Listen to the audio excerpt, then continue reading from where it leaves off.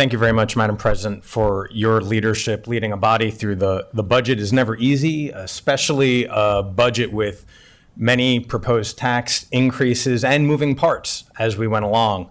I also appreciate the work of our central staff led by Mr. Craig Howard and the work of my personal staff led by Valeria Carranza. I appreciate everybody's efforts to get us to this point. And at this point, we are living in uncertain times. Montgomery County is home to 70,000 federal workers and tens of thousands more contractors.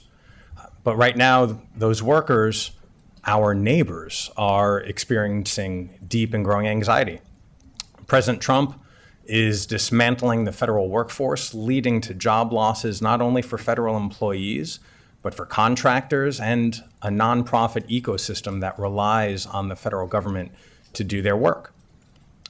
Thousands of residents have been riffed, and many more thousands are worried about whether they will have a job tomorrow. And in this context, the county executive's initial proposal to raise property taxes, followed by an amended proposal to raise income taxes retroactively, was simply unacceptable. You cannot ask someone to pay more on an income for a job they may no longer have. And in this moment, it demands both compassion and discipline. And I believe that's why we have shored up our social safety net, making sure that we have enough for a rainy day fund. The weather in Washington is blustery, and the forecast is about to get worse. And we must be prepared for our most vulnerable residents in their time of need. And the biggest challenge that we faced in this budget was with MCPS. And throughout this process, I appreciate all the meetings with the superintendent, the Board of Education, countless educators, and parents. And together, thanks to the leadership of this council, we found a path to providing 99.8% of the Board of Education's request without raising taxes or cutting other essential services.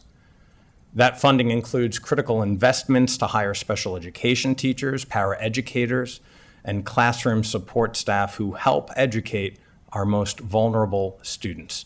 This includes students with disabilities, English language learners, and children facing economic hardship. These children deserve our full commitment and support, and it means showing up with real resources, not just good intentions, and we've done that. But investing in education is not only about what we fund, it's how we manage those funds. That's why I've continued pushing for clarity, transparency, and oversight over the MCPS budget. During our review of the MCPS budget last year, I asked a very simple question that unveiled the need for even greater transparency.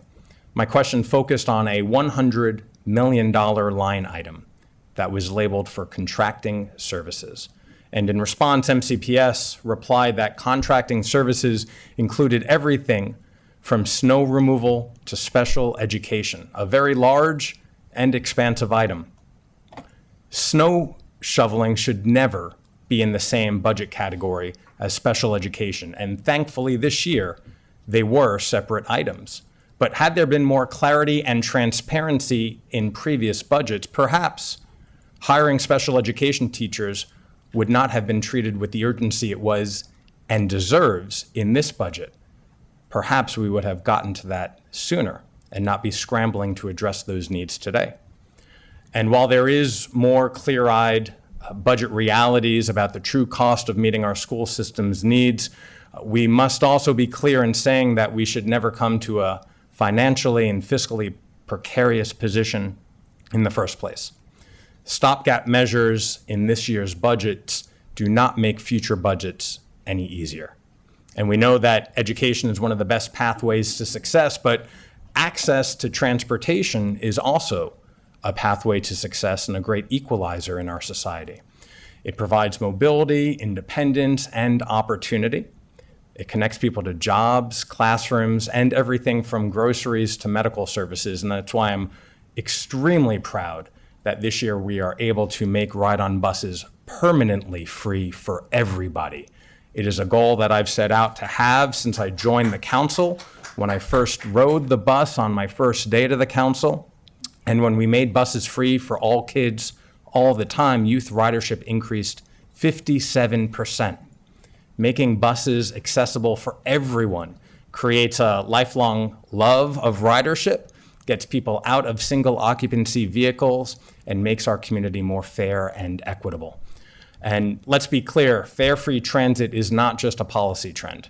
It's a racial equity issue, it's an economic justice issue, and it's a climate issue.